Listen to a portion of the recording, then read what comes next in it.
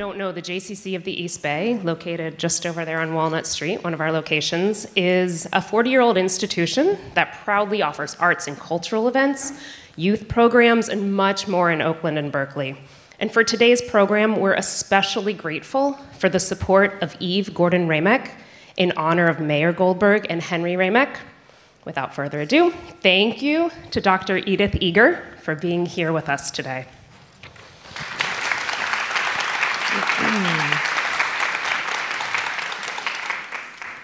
Good morning, everyone. Thank you so much for being here. Thank you, Julie.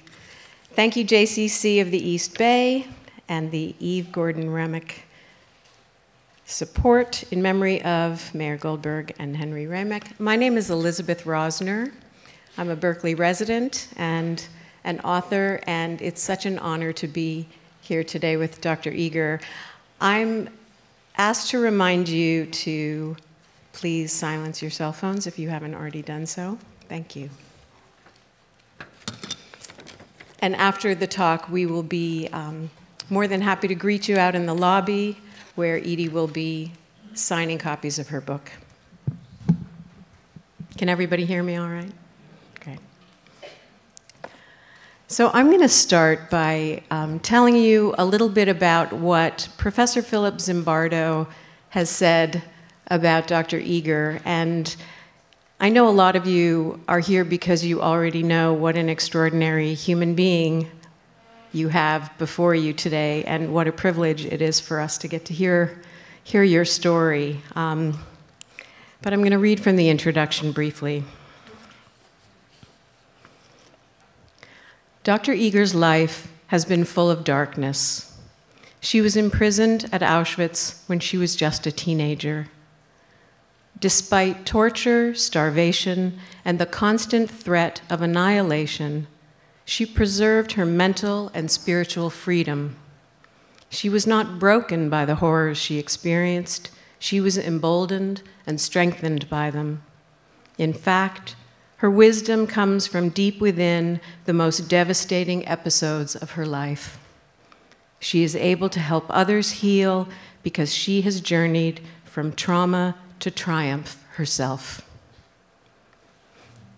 Wow. Sounds pretty good even to you, right?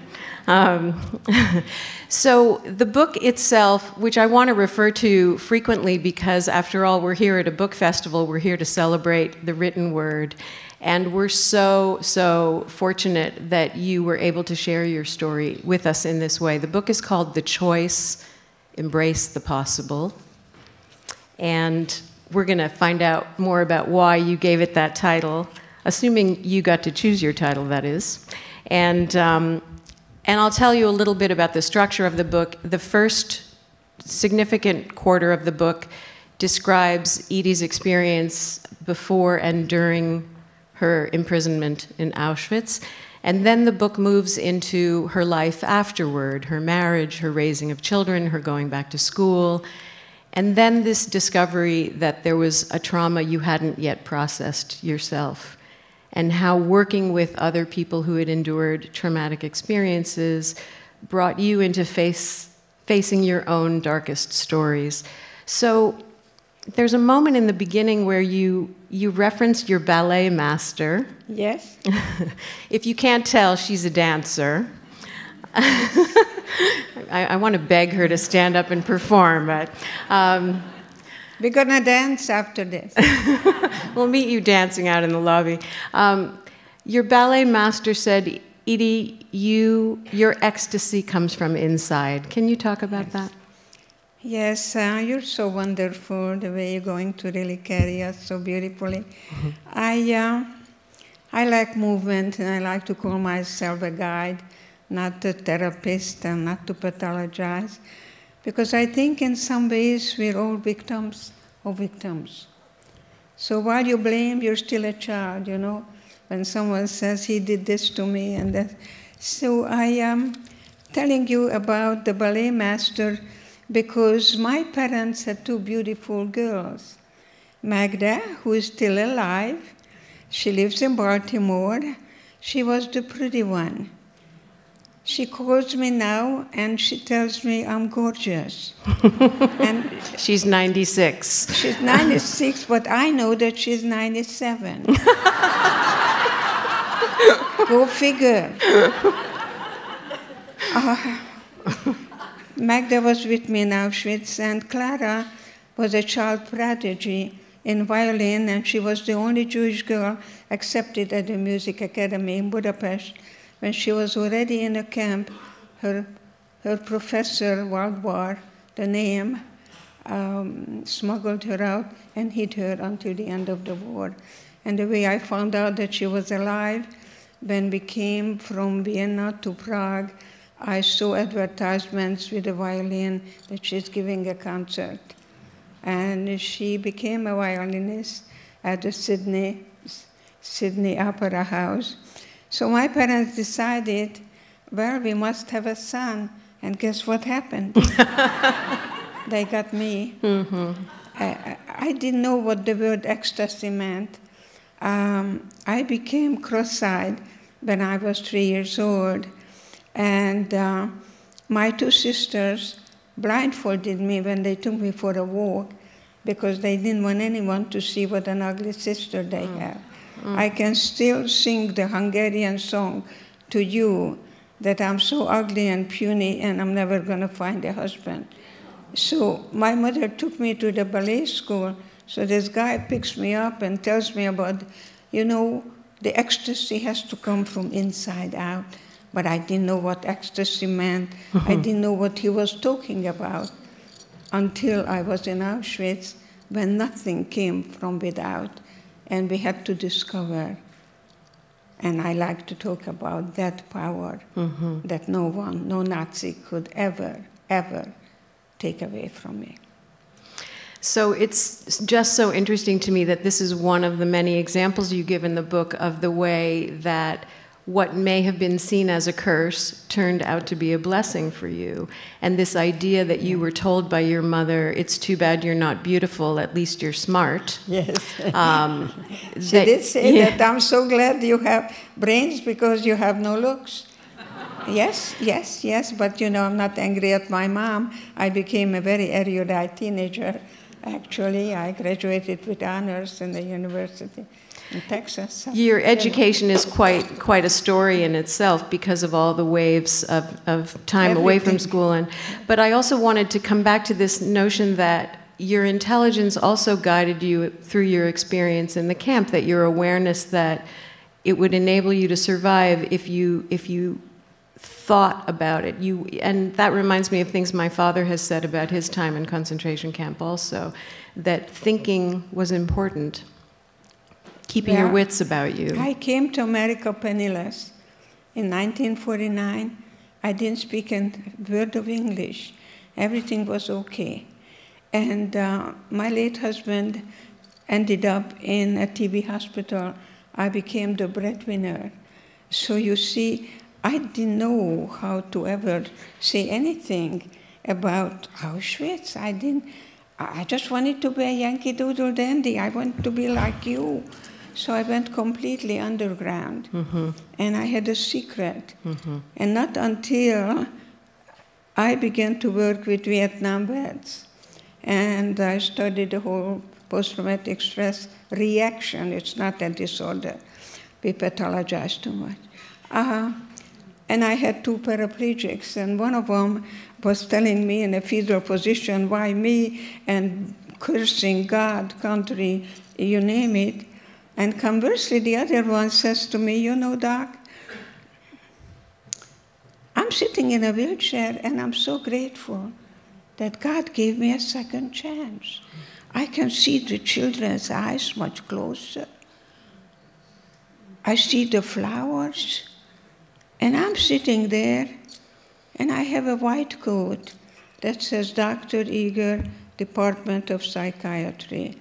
And I feel like a biggest imposter.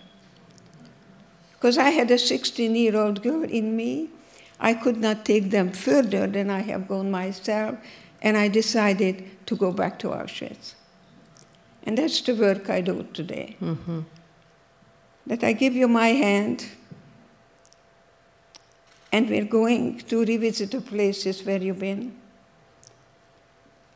And you tell it to me as if it would happen now, because there is no grieving without feeling. You can't heal what you don't feel. So I remember when I was watching Schindler's List, people were walking out. And I remember I felt like I was on a Grand Canyon, and it was very scary looking down there, but I was up here looking at it. And I was in a movie with two of my grandchildren, and I felt so wonderful. So there you are. I knew that I couldn't take them further than I have gone myself. And I decided to go back, and I called my sister Magda.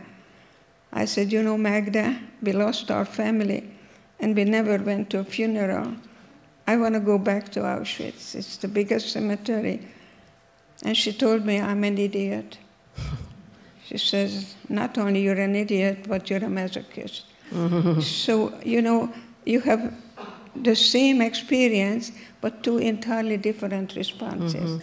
That's really important, what you're pointing out. And I think in addition to the reason I began with that story about your ballet master and this idea of what you carry inside of you is that it's also been a great mystery to me how differently people endured what they did during the war and also in every experience of violence, challenge.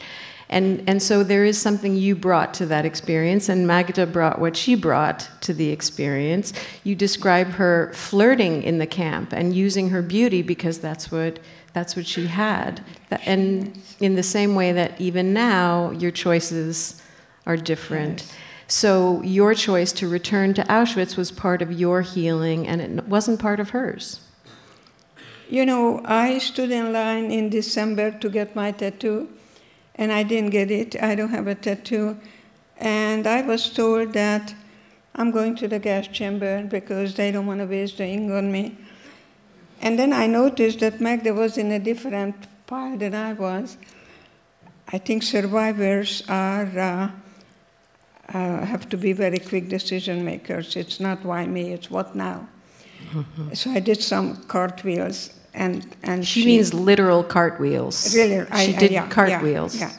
And anyway, we were out of Auschwitz, and we were bombed. We carried ammunition. We became slave laborers, and we were bombed. And they opened the door, and I was the first one to jump, you know. And I go to the. I'm trying to picture it. I'm in the middle of the bombing, you know. I run, and Magda was not with me. So I go back in the middle of the bombing, and Magda jumped, and she fell. And I am ashamed to tell you. There were some political prisoners, I guess, eating, and I chewed her out. That now she looks like this, because she could ask for some food. It did not occur to me that I could ask for food too, because I was the ugly one, and she was. I'm ashamed to tell you that I am chewing out my sister because I go by the name that I was given, and so, you know, we can rewrite all that we can be our good parents, and I do that. I ask people to be good parents to you, because temptation is here. You know why? So you can practice the freedom of choice. I can't is not in my vocabulary. I can't is not in her vocabulary. I can, you know why? Because I think I can. The choo-choo train. I think I can. I love that so many phrases that come out of you really are like slogans, and they're not cliches when I hear them with your beautiful Hungarian accent. They feel earned to me. And this idea that you talk about in the book when your family arrived at Auschwitz and your father saw the Arbeit macht frei sign, and he thought that meant everything was going to be okay because it was just a place where they had to work until the war was over. Work will set you free. And it was your experience later in life when you recognized that the work you had to do to set yourself free was an entirely different kind of work, and that the revisiting of that phrase became a mantra of your own about being set free by your own inner process, your inner challenge. Can you talk about that? Well, you know, they could throw me in a gas chamber any day, and they beat me and tortured, and all that was going on, but they could never, ever murder my spirit.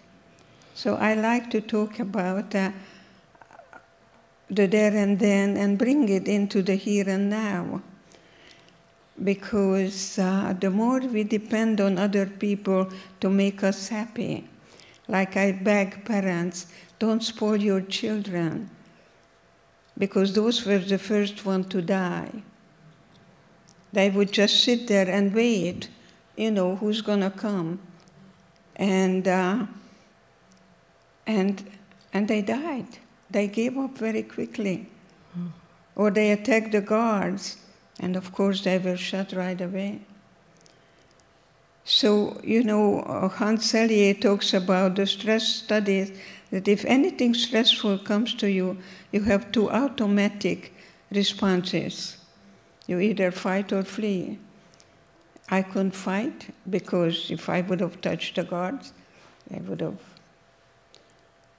immediately shoot me. I couldn't flee, because if I would have touched the barbed wires, I would have been electrocuted. So I somehow decided at the age of 16 that they were the prisoners. I don't know how it came about, because I was told every day that the only way I will get out of here is as a corpse. And I said to myself, if I survive today, then tomorrow I will meet my boyfriend. Because he told me that I have beautiful eyes and I have beautiful hands. So I would go to everyone, tell me about my hands, tell me about my eyes. You know, it didn't occur to me that I'm going to listen to that guy who was, you know, going in this uniform, prancing around. And somehow I was able to, with God's guidance, I think God helped me to turn hatred into pity. So people ask, where was God in Auschwitz? God was with me. God was with me, and love to me even today. I may not like what you do, but I'm going to give you unconditional regard just because you're human.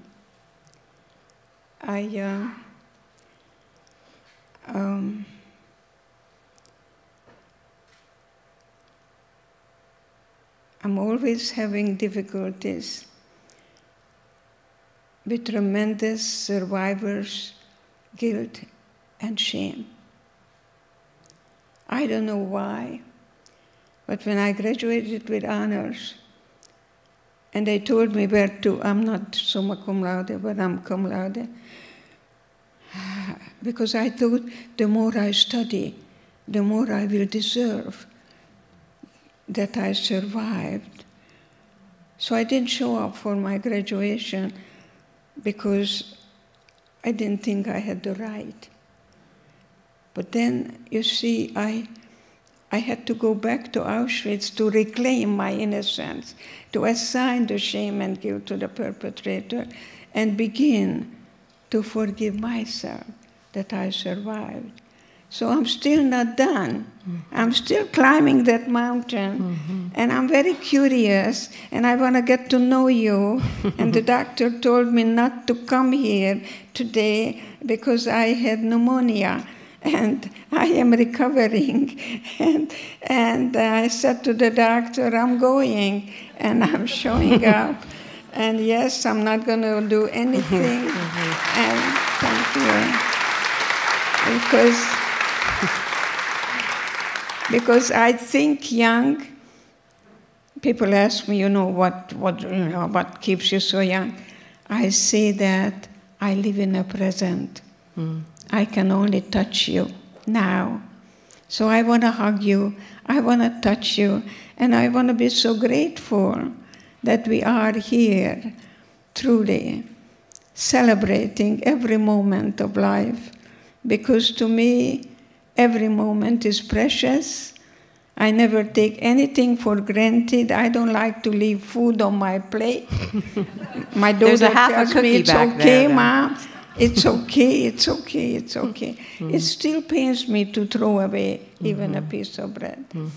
So there is so much to say, and we have so little time. There is so much to say. I could just let you go on. I like people to read your book. She already wrote 5 books, and the latest one is called Survivor's Cafe.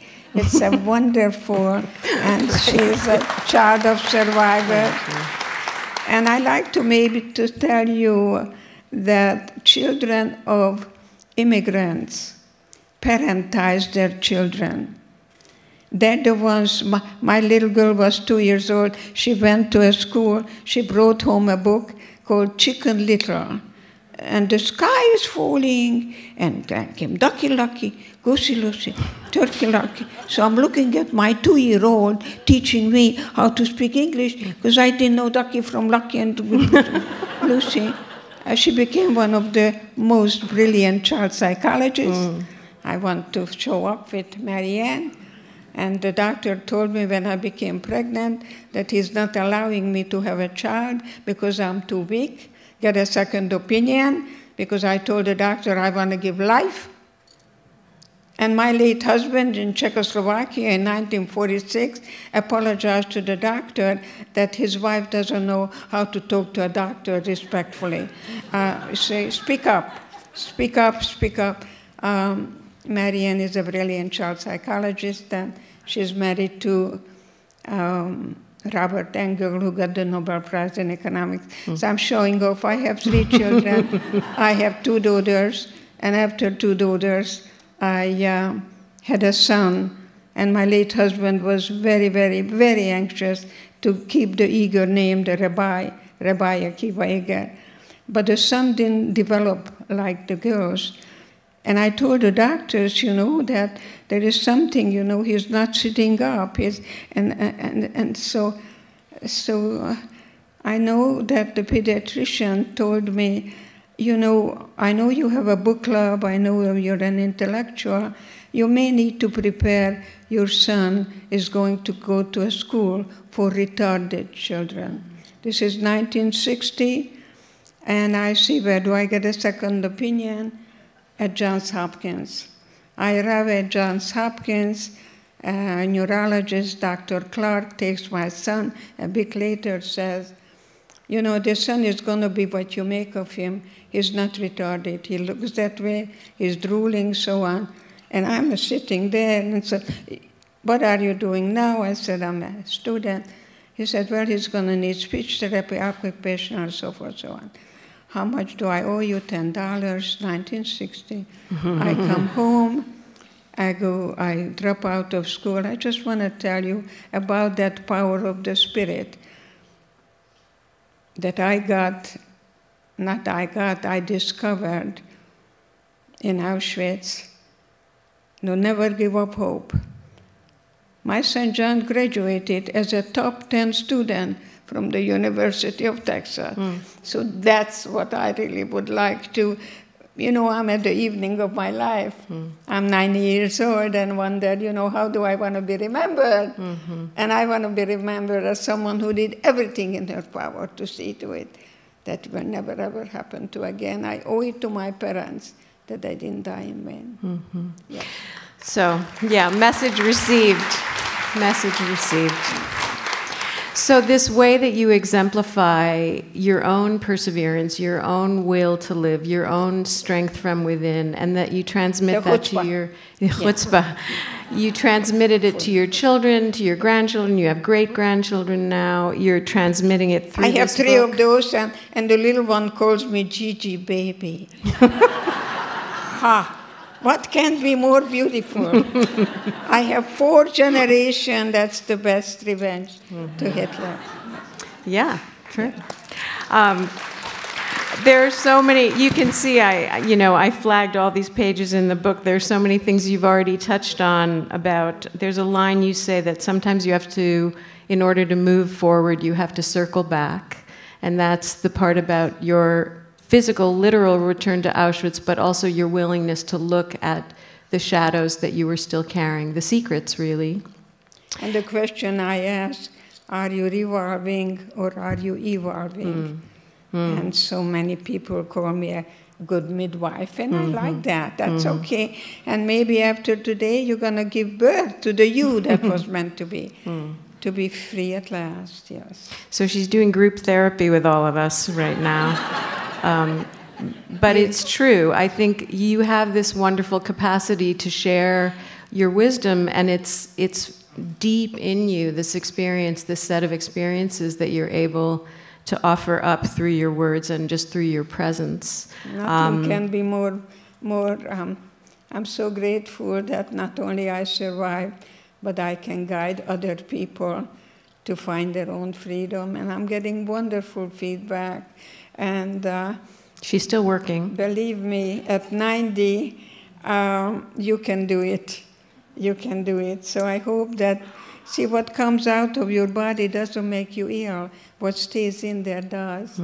So that's one of the things that you write about in the book with such transparency, as you're being transparent here today, by allowing us to also hear the vulnerability and the shameful pieces that still are with you.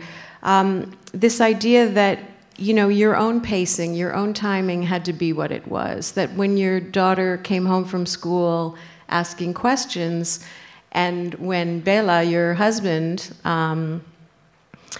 said, your mother was there, your mother was in Auschwitz, and you were not happy about that, right? My daughter wore a beautiful dress, and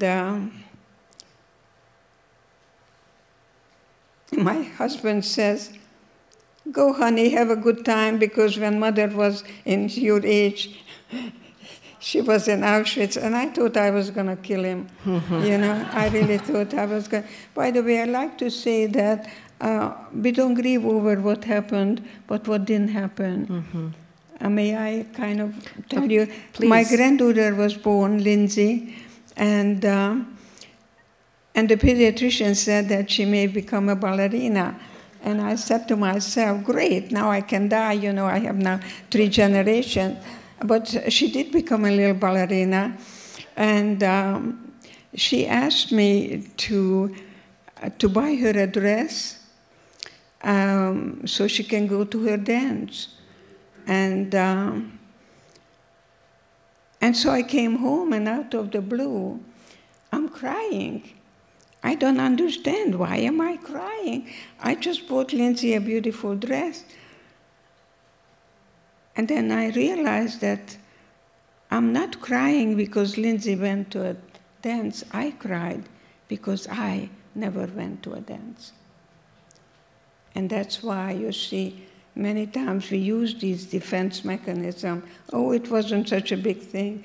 It is a big thing. And I hope that I can be today giving you an opportunity that perhaps you want to take stock of your life, because you know what? Our ancestors, I usually tell women, you're not a strong woman, you are a woman of strength. The power comes within us. We're not only smart, we're wise. We figure out man, and we know all about the ego too. And so I think it's very important for you to acknowledge that our ancestors didn't have it as good as we did, and they made it. And we carry that blood. Mm-hmm. You see? Mm-hmm. See? Yes, I am. Yes, I can. Yes, I will. Lots of yeses, because when I was liberated and they put me in a hospital, and I was in a cast, and I could hardly breathe, and I had typhoid fever, and I got up in the morning, and I realized that my parents are not coming back. Reality hit me, and I became very suicidal. Mm-hmm.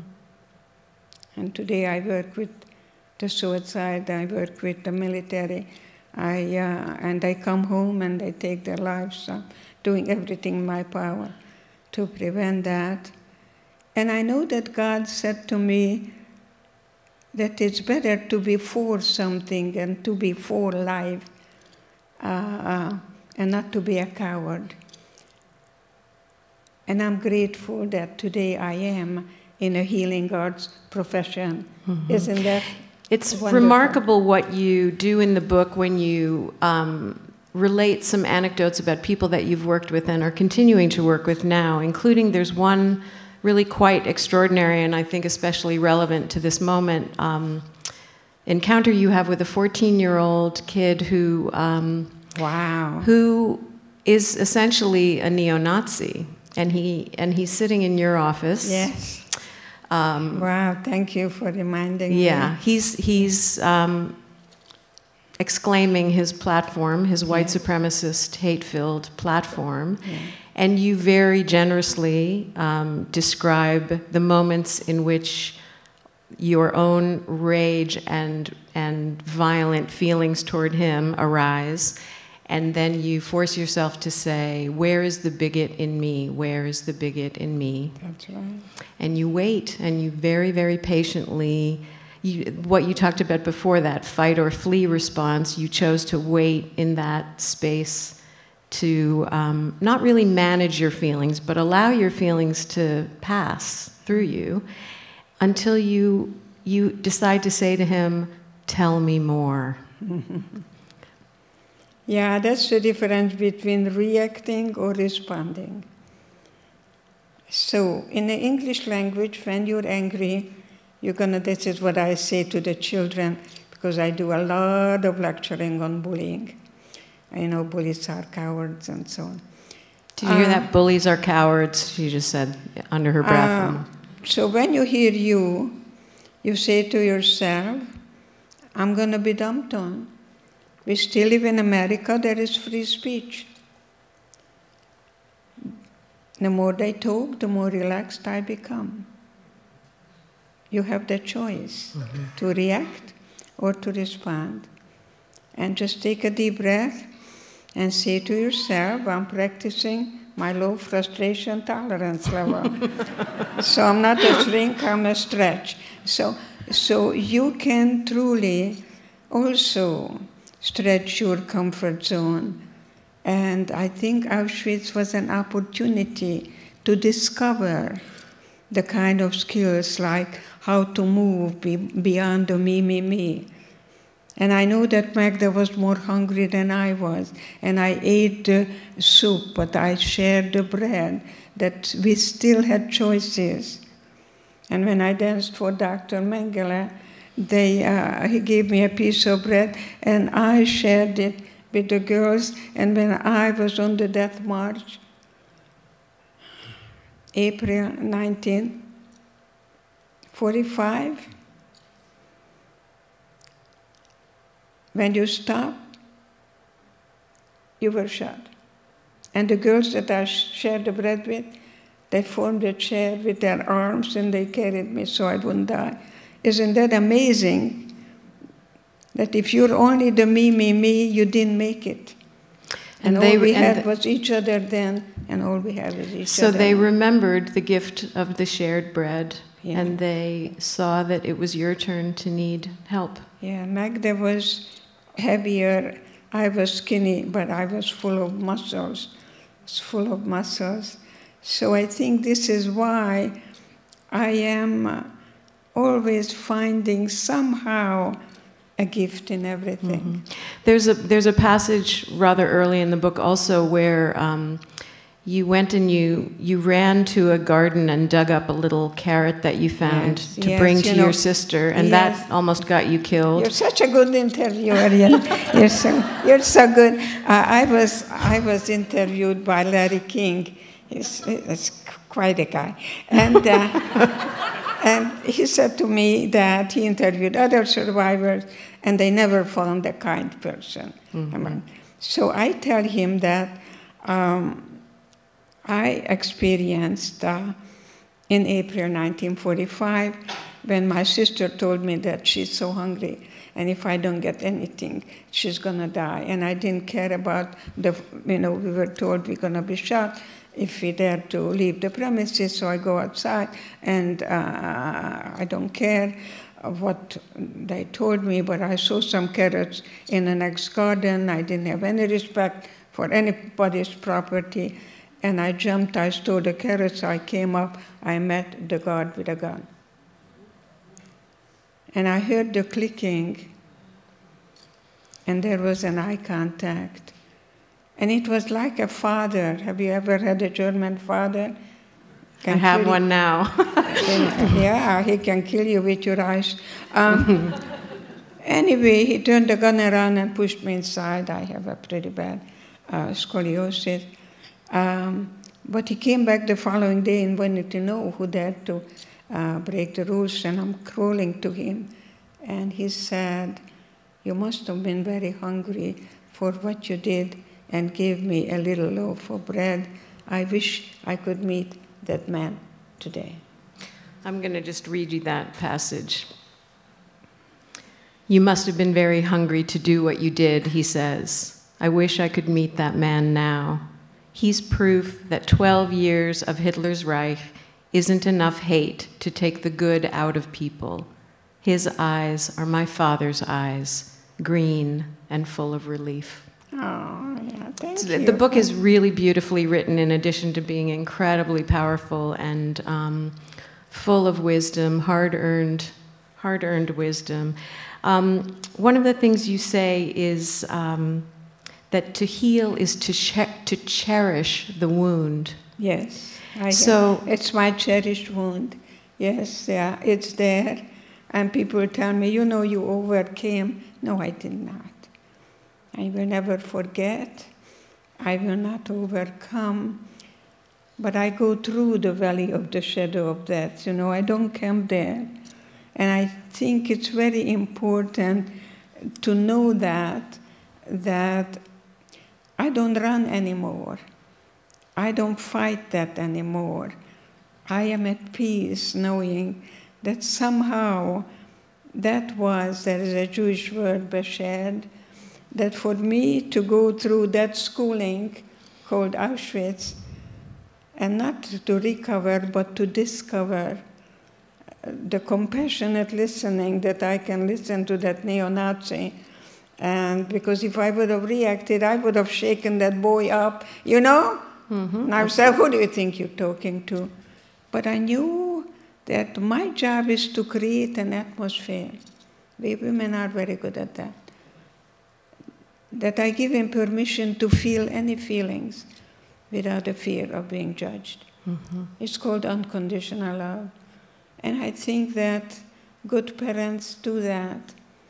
But the best parent is who is helping their children to go out to the world that is not waiting for them and do it without the parents.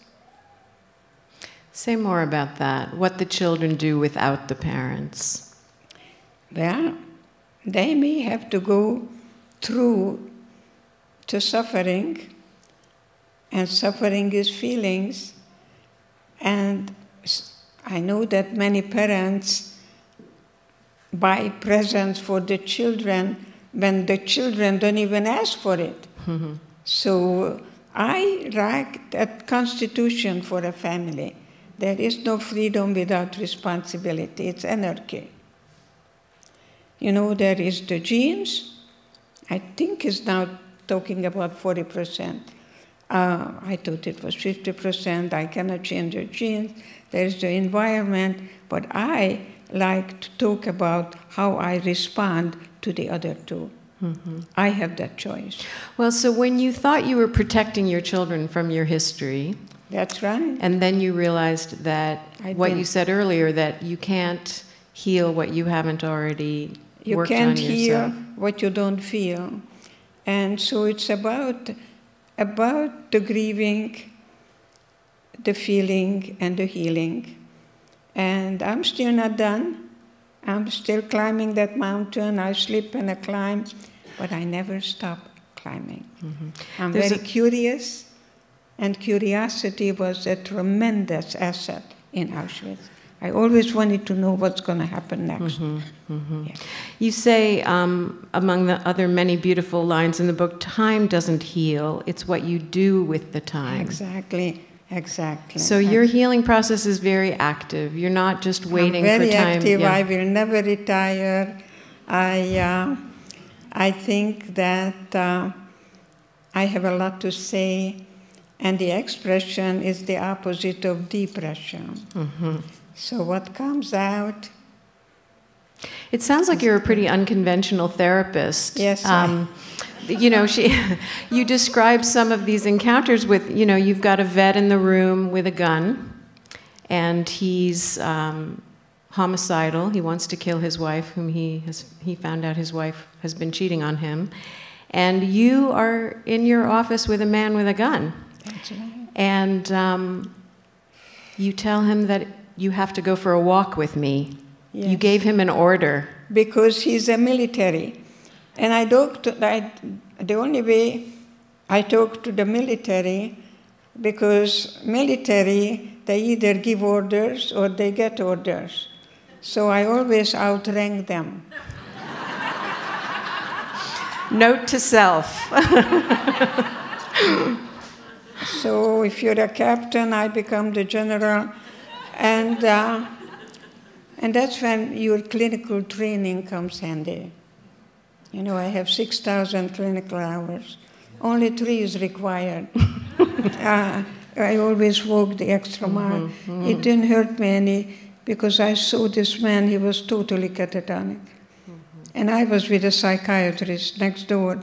And I knew if I'm going to take him to the psychiatrist, he's going to be in a hospital in no time, and he's going to get Haldol, and the Haldol has side effects. You get tardive dyskinesia for life, okay? So I did everything in my power to see what I can do, and I had a beautiful dog test of the D'Urberville, and I looked at the man and said, we're going to go for a walk. My dog needs to go to the park. And he's looking at me.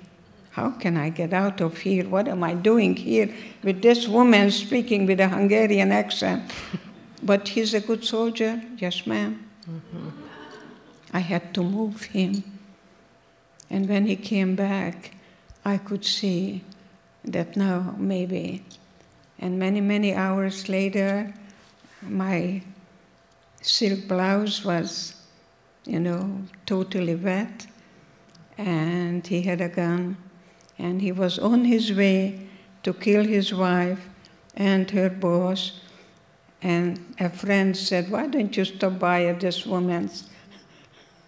Because I was consulting, and I did my doctoral work with the military. That's how I became the military psychologist. Mm-hmm. And that's why I work with the military.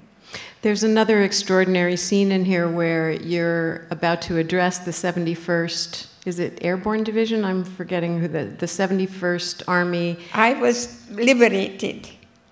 Guess what? May 4th. It's coming. 1945, by the 71st Infantry. All right? A couple years ago, I get a call from a general. Dr. Eger, would you please come? You have a good name about being an expert on PTSD. It's Fort Carson, Colorado City. And I arrive, and all I see is 71. And it's the home of the 71st Infantry. So imagine when I told them that without that uniform, I wouldn't be here today. So somehow everything kind of works. Things come around. And I just couldn't believe it that here I am, thanking them that they came to get me, that hopefully America doesn't have any room for fascism. Amen.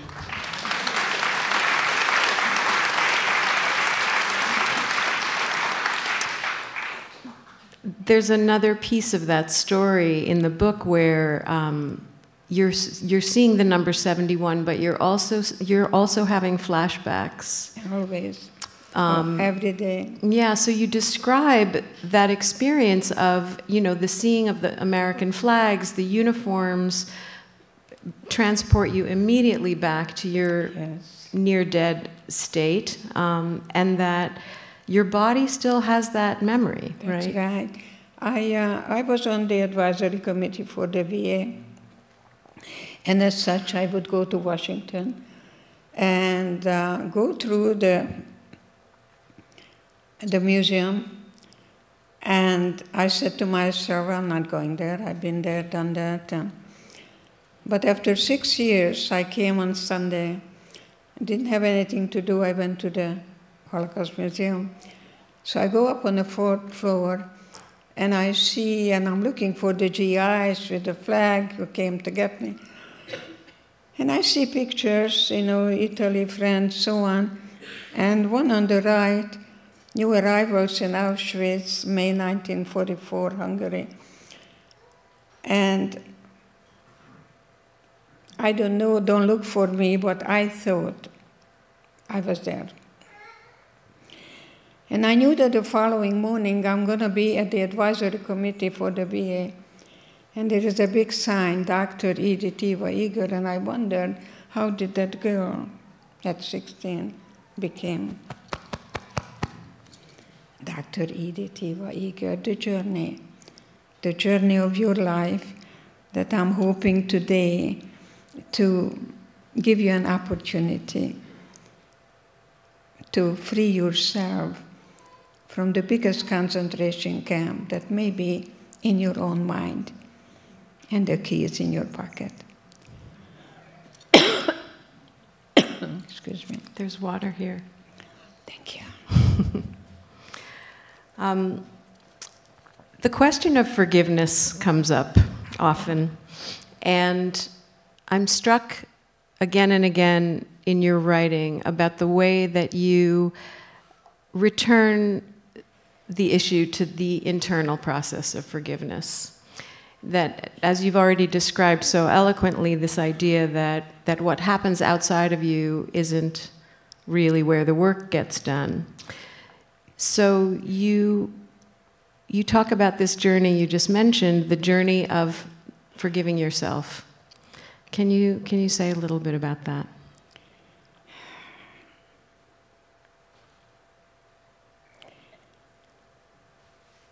To me, revenge gives you satisfaction,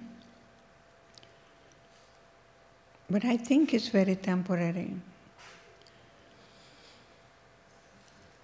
And people say to me, you're such a good person, you forgave the Nazis. I said, no, I don't have that kind of godly power. I just don't want the Nazi to live in me. I want to have joy. I want to have passion. And so I release them and give myself permission to be free, to have joy and to have passion. But I also let you know that I go dancing every Sunday. I go swing dancing, and the children call it supermarket music. Yeah. That it's, you know, that forgiveness is really forgive, that it's not, you know, it's not up to me to forgive the Nazis. But I think there is a Nazi in every one of us. And so is goodness and kindness. And what we reach for every day, and I reach for the hope. But I'm not minimizing or trivializing, because never, unfortunately, genocide is still here as we speak. Yes. But never in the history of mankind such a scientific and systematic annihilation existed. So it's not comparable, because 15 highly educated people got together in the evening, celebrated that they can put 30,000 Jews in the oven in one day. 1.5 million birth children. So. My father returns to that number often when he talks about his own feeling about being a survivor. And I was just talking to him on the phone this morning. I asked him, what should I ask Edie? What would you want to say to Edie? And he said that the way he's made sense of his survival, which is often hard for him to make sense of, as I know you have struggled with that sometimes too, he says, I try to do with my life what I imagine some of those 1.5 million children might have been able to do. And I think about your commitment to using your experience and what you gained from it to continue to improve the world and make the world a better place. So you're leaving a legacy. Is there a way that you summarize your legacy, your great-grandchildren, your book, the work that you do? I too have a dream that someday we're going to empower each other with our differences. That I can be I, you can be you. And form a human family. And that's how I am seeing myself, as a gift of God who is going to do everything in her power. And also mentioning that there was 40 days in Musadag. There are many ways that unfortunately we still have genocide. But I think I like to talk about what is and what I can build on and what I can do preventively. And that's why I want to show up and let them know that you too have a choice, not just to survive, but to thrive and to know. And I talk to children in school that I tell them, you are beautiful because God doesn't make junk. and that is very, very good, that we all are a gift of God.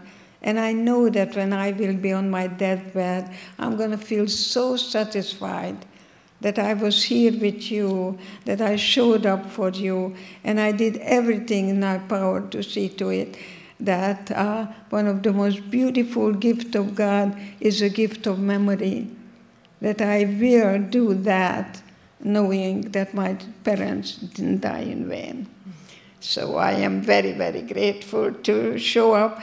And I love Martin Buber, and he talked about the I and thou. He was selling his book, and a young man wanted to talk to him, and he brushed this man aside, who ended up going home and committing suicide. And when he found out, he said, the book is an it. And I could have saved a life. So this is the way I feel. Yeah, a book is an it, a human being and a human touch. Not sexual touch, no. I became a diplomat in sexology. That's another topic. But human touch, we all have skin hunger. So I hope you go and hug yourself, because self-love is self-care. It's not narcissistic. Speaking of the book being an it, though, you were saved in a way by reading Viktor Frankl's book. That's right. And that ultimately became your writing. He became my mentor, my colleague, because I didn't have the verbal capacity. I didn't want people to feel sorry for me until I read Man's Search for Meaning, and he gave me the words. And that's when I began to speak. And then I did the keynote address for his 90th birthday. You know, he was 75 when he took flying lessons, and pretty amazing. And so I am very grateful. And I think my book is a female voice of Viktor Frankl. Yeah. I'm not Viktor Frankl, I'm Edie. And so I'm giving the female voice, but he has been the one who somehow gave me the words that I could now finally get up and tell people where I was. But most of all, what I discovered and how Auschwitz was an opportunity for me be who I am today. Mm-hmm. And for you to interview me and keep writing, because I don't think I'm going to be able to do anything other than letting people know that it ain't over. It ain't over. So go home. And if you have someone in a family who's a survivor and doesn't want to talk, ask your grandchildren to go and say, you know, I need to make an A in history. Would you please help me out? And they'll talk. Mm-hmm. I think it's a way to do it. This book, your voice will live on through this book. I'm wondering if you know about the holograms that are now being created of survivors. Have you heard about this? Tell me. You're so actively, beautifully. Well, there's doing that. At the Skokie Museum outside of Illinois, they now have these prototypes of holograms that have been created by the Shoah Foundation, where they spend I don't know how many hours filming survivors, telling their stories, so that these holograms can be interactive for students, young people. So they are the future. I tell them, you are the ambassadors for peace, and I owe it to them. So I go from school to school to school to school, because they say the Holocaust didn't exist, and I say, you know, you got to read Plato, and says that you have to be thinking of a lie, and it's got to be a big one, and then you repeat it. So our biggest enemy is ignorance. Question authority. Don't blindly adhere to authority, as I had to do. Mm-hmm. So yeah, what do you say then to the people who won't be able to hear someone like you speak?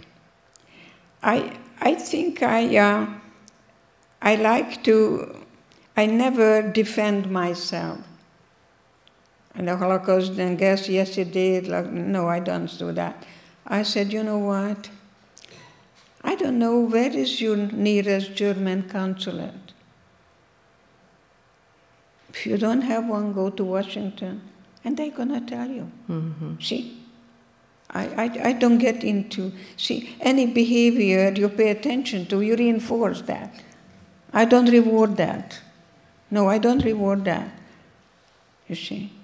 You said just go to Washington, because the largest Jewish population today lives in Germany. And they did fess up. And I was in Berlin, and they write the name of the people who lived in this house, and it's in the middle of Berlin. No, they're not forgetting. No, they're not forgetting, and I think I really would like to give credit where credit is due, because the biggest defense mechanism is denial.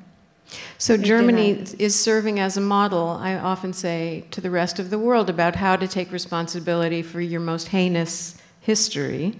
And your book, you said, has it been translated into German? It's already out in Germany? Yes, it's my book is in German, and it's being published in German. And I tell you, there is justice in the world. See the smile on her face? Yeah. I think so. I think so. And for you and I, the child of a survivor, for me to be here, I wish we had more time to talk about how the children of survivors grow up very fast. And if I may ask you, you know, I told you I like to ask two questions. One is, when did your childhood end? And many of the children had to take care of alcoholic parents and so on. And the second question, would you like to be married to you? She told me to ask her those questions because she always asks them. I like that. So what's your answer? So would you like to be married to you? Married to me? Well, you seem pretty fantastic to me. Well, what it is, you know, that we marry people we don't know. My definition of love is the ability to let go. Because falling in love is a chemical high that lonely people get from chocolate.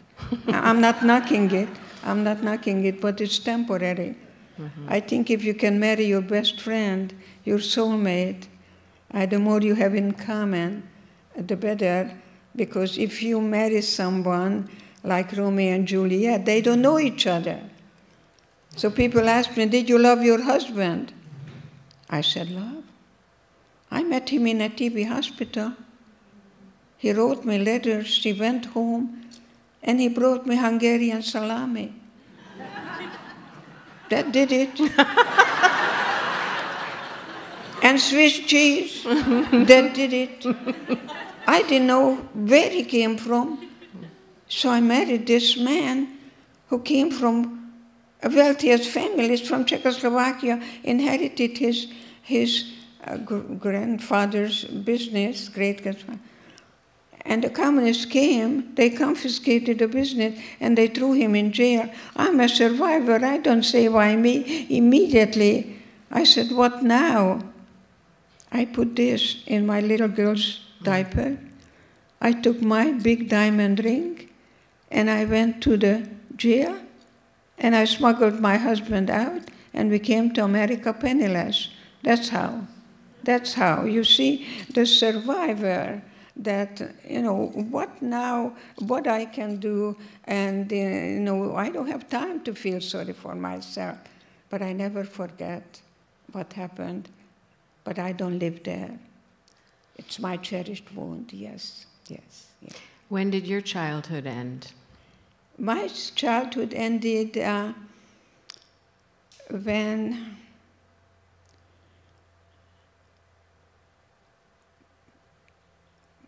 my mother stayed home on weekends and my father went out with his cronies to play billiards, and I began to look at my mom as she is talking to her mother who died when she was 9 years old. She slept with her mother, she died, and she was buried right away, and my mother was convinced that they buried her alive. Mm. So I'm looking at mom taking care of her mom, talking about PTSD. I wanted my mother to give me the unconditional love, and she was still holding on, and I was there babysitting, taking care of my mom as she was talking to me about Gone with the Wind, and that's how I think I became my mother's caretaker. Mm-hmm. And I want to tell her now that she introduced me to culture, to the books, to the theater, And so I'm very, very, very sorry she's not with me now. And that's why I always ask people, be a good mom to you. Ask questions before you do anything. Is this really good for me? And I also ask you to ask yourself, before you say anything, is it kind? And if it's not kind, don't say it. So get rid of yes, but, and say yes, and. Because sometimes we say, I hear that all the time, you know, Edie, I finally cleaned my closet after 30 years, but I didn't do my kitchen, but I didn't do that, you see? Mm-hmm. And I say, you know, let's celebrate what is and get rid of the yes, but.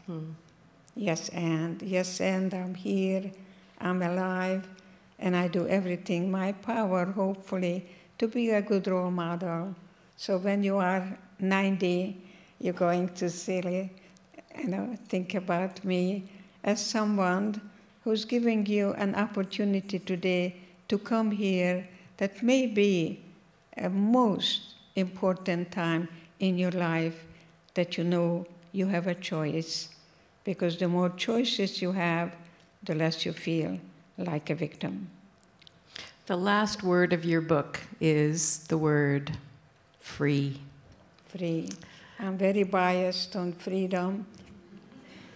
And I know that in Berkeley, people like to ask questions. And I don't know if there is time. I think we're almost out of time. What I would actually love to ask you, you can say no, but on behalf of the Berkeley audience, we've been told that you end your talks with a ballet kick. Oh my God! Can honey. You do it? Oh, I don't know. Should I hold your hand? I don't know.